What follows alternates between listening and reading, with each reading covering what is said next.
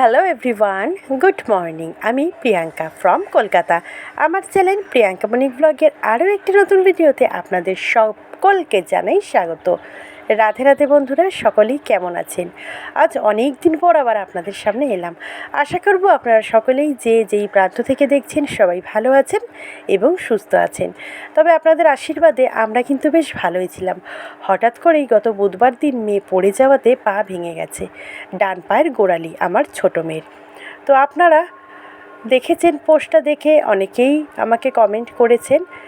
তো মেয়ের জন্য একটু ব্যস্ত থাকায় বুঝতেই পারছেন ঘরে একটা পেশেন্ট থাকলে কতখানি ব্যস্ত থাকতে হয়। আর যেখানে পেশেন্টটা তার সন্তান, সেখানে ব্যস্ততা তো একটু বেশি থাকবেই। তাই আর কোনো ভিডিও করে আপনাদের সামনে আনতে পারিনি।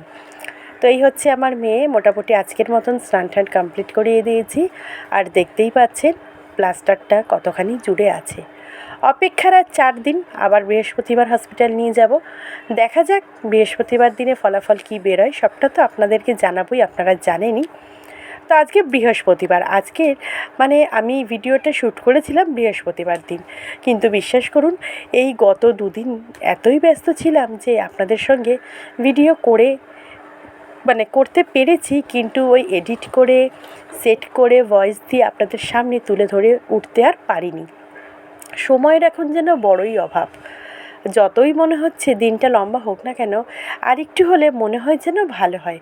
এরকম একটা এরকম একটা সময় যাচ্ছে আমাদের সবারই। পরিস্থিতি যেন দিনের থেকে দিনে আরও বেশি খারাপ হয়ে উঠছে। তবে যতই পরিস্থিতি খারাপ হোক না কেন, সামাল দেওয়ার জন্য কিন্তু মনের জোরটা সকলেরই সমানভাবে প্রয়োজন। জানেন তো, ধৈর্য, বিশ্বাস আর সহনশক্তিই হলো সাফল্যের চাবিকাঠি। সঙ্গে পরিশ্রম তো করতেই হবে। পরিশ্রম না করলে কিন্তু কোনো কিছুই অত সহজে পাওয়া যায় না। তো আজকের মতন প্রথম রান্না কিন্তু কমপ্লিট হয়ে গেল। করে ফেলেছিলাম উচ্ছে কুমড়ো ভাজা, আর এখন করে ফেলছি মাছের ঝোল। তবে কাটাপোনা মাছ দুটোই করব আপনাদের দাদাভাইয়ের জন্য, আর আমাদের পরে ইলিশ মাছ করব। রান্নাবান্না কমপ্লিট করে তারপরেই কিন্তু স্নান করে পুজোটা দিয়েছিলাম, কেন সকাল থেকে সময় পাইনি। মেয়েকে সময় মতন খাওয়ানো, স্নান করানো, ওষুধ খাওয়ানো সবটাই করতে হবে তার ফাঁকে ফাঁকে। তো সেই কারণে ভাবলাম না, মেয়ে না উঠে গেছিলো, ওই জন্যই ভাবলাম আগে রান্নাবান্না সেরে নিই, তারপরে সব কাজ কমপ্লিট করে লাস্টেই একেবারে স্নানটা কমপ্লিট করে পুজোটা দিয়ে দেবো। পরিস্থিতি যখন যেরম, আমি কিন্তু ঠিক তখন সেই তালেই কাজ কমপ্লিট করে ফেলি। তবে ব্যস্ততা যতই থাকুক না কেন, সময়ের মধ্যেই কিন্তু সবখানি কাজ কমপ্লিট করি। অনেকেই কমেন্ট করেছেন, কিন্তু তার মধ্যে আমার সৌমি দিদিভাইয়ের কমেন্টটাই শুধু মনে আছে, যে মেয়েকে কিন্তু সাবধানে রেখো। তোমার পোস্ট দেখলাম, থ্যাংক ইউ সৌমিদি তুমি আমাকে কমেন্ট করার জন্য। তবে আমার না রিপ্লাই দেওয়ার সময় আর হয়ে ওঠেনি। সেটা কেন নতুন করে বলে দিতে হবে না, আমি জানি, তুমি বুঝতেই পারছো। তবে তাও তোমার উদ্দেশ্যেই বলি, যদি তুমি আজকের ভিডিওটা দেখে থাকো, তোমারও কিন্তু আমি অনেক দিন কোনো রকম ভিডিও দেখতে পাইনি। যদি নিজেও কিছুদিন অ্যাবসেন্ট ছিলাম ইউটিউবে, কিন্তু তাও যখন ভিডিও আমি আপলোড করতাম, তোমারও কি শরীরটা খারাপ? তবে আমার লাস্ট হয়তো 2-3টে ভিডিও তোমার দেখা হয়নি, তার জন্য সরি গো, সময় হয়ে ওঠেনি। তাও তোমাকে জিজ্ঞেস করলাম, যদি তোমার শরীর খারাপ থাকে, আশা করব তুমি খুব তাড়াতাড়ি সুস্থ হয়ে উঠবে। অথবা যদি অন্য কিছু প্রবলেম হয়েও থাকে, তবুও বলবো যে সমস্ত প্রবলেম সুন্দরভাবে যেন সলভ করে তাড়াতাড়ি আমাদের ইউটিউবে ফিরে আসতে পারো। তো এখন দেখুন গাঁটি কচু দিয়ে কাটাপোনা মাছের ঝোল বসিয়ে দিচ্ছি। তবে মশলা ফসলা দিয়ে যেমন করে কষাচ্ছি আপনারা কিন্তু দেখেই নিলেন, সেটা বুঝতেই পেরেছেন আমি কিভাবে করলাম। তাই আলাদা করে কিন্তু আমি আপনাদেরকে আর বললাম না। তবে পুজো কিন্তু দরজার গোড়ায় করা নাড়ছে। রাত পোহালেই রবিবার, আর সামনের রোববার দেখতে দেখতে কিন্তু মহালয়া চলেই আসছে। আর মহালয়া এসে যাওয়া মানেই পুজোর কিন্তু হাতে গোনা সপ্তাহ খানেক বাকি। তবে আপনাদের কাদের কাদের শপিং হলো, এখনও পর্যন্ত কিন্তু শপিং ভ্লগ দেখতে পাইনি ইউটিউবে। তবে আমাদেরও হচ্ছে টুকটাক করে। খুব যে আহামরি প্রত্যেক বছরের মতন এবছরটা হবে, সেটা তো আপনারা বুঝতেই পারছেন হবে না। জুতোটা কিনে এনেছিলাম, সেটা আপনাদের সঙ্গে শেয়ার করেছি। আর বাচ্চাদের জামা কাপড়ও কিনতে যাব, কিনে আনার পর সেসবও আপনাদের সঙ্গে শেয়ার করব। মাছের ঝোল কমপ্লিট হয়ে গেছে গাঁটি কচু দিয়ে। আর ওই মাছের ঝোলটা আপনাদের দাদাভাই টিফিন বক্সে একবারে দিয়ে দিয়েছি দেখে আলাদা করে বাটিতে ঢেলে আর আপনাদের সামনে তুলে ধরলাম না, তাই কড়াইয়ের থেকেই দেখিয়ে দিলাম। আর নামানোর আগে একটু ধনেপাতা ছড়িয়ে দিয়েছিলাম। এখন করে ফেলছি দেখুন আমাদের ইলিশ মাছের সর্ষে বাটা। মাছগুলি কিন্তু কাঁচাই করেছি, সর্ষেটা ভালো করে কষিয়ে নেব, তবে খুব ভালো করে না, সামান্য হালকা। সর্ষে আমি আগেও বলেছি সর্ষের তরকারি বা পোস্তর তরকারি কিন্তু মানে সর্ষে পোস্ত জিনিসটা বেশি কষালে একটু হলেও কিন্তু তিতকুটি ভাব চলে আসে তরকারির মধ্যে।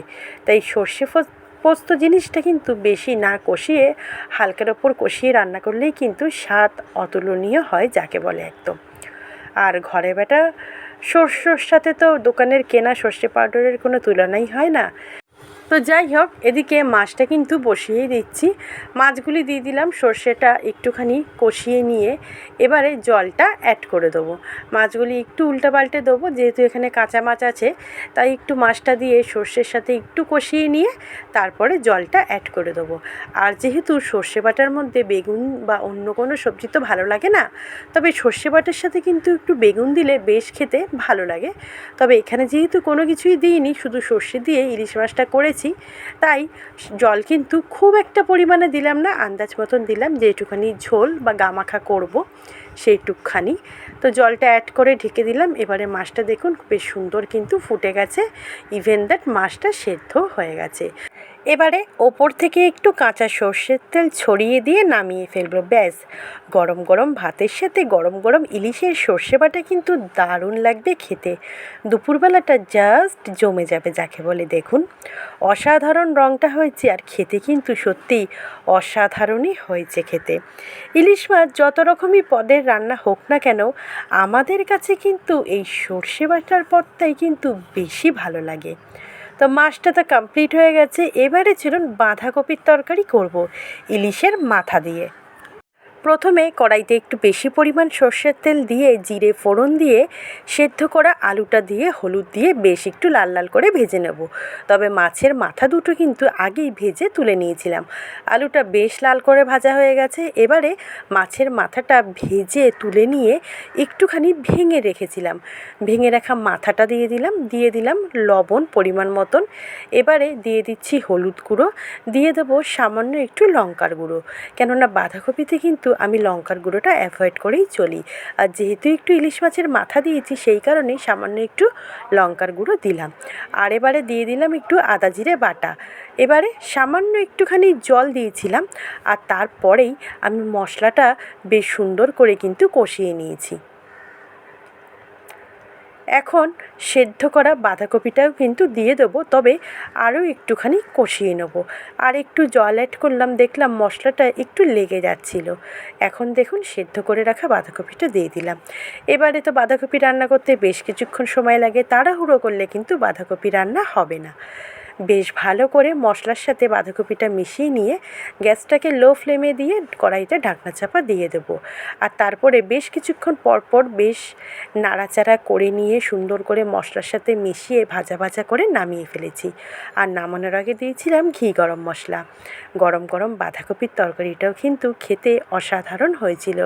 রান্নাবান্না তো কমপ্লিট হয়ে গেছে, এবারে স্নান কমপ্লিট করে পুজো দেওয়ার পালা।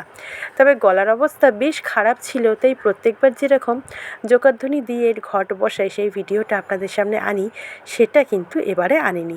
পুরো পুজোটা কমপ্লিট করেই আপনাদের সামনে তুলে এনেছি। দেখুন এই যে দেখতে পাচ্ছেন গোটা গোটা দোপাটি ফুলগুলি দুধে আলতা রঙের, এগুলি কিন্তু আমাদের সেই গাছের দোপাটি ফুল। এত সুন্দর দোপাটিগুলি ফোটে, কিনে আনা দোপাটি ফুলগুলির পাপড়িগুলি যেন ধরলেই খুলে পড়ে। আর এই ফুলগুলি কিন্তু বেশ পরের দিন পর্যন্ত কিন্তু সুন্দর গোটা থাকে। আর এপাশে সেই যে গণেশ চতুর্থীর দিন গণেশ পুজো করেছিলাম, আমার গনুদাদাকে কিন্তু আর তুলিনি। সিংহাসনের পাশেই ঠাকুরের জলচৌকিটার মধ্যে গনুদাদা রয়েছে।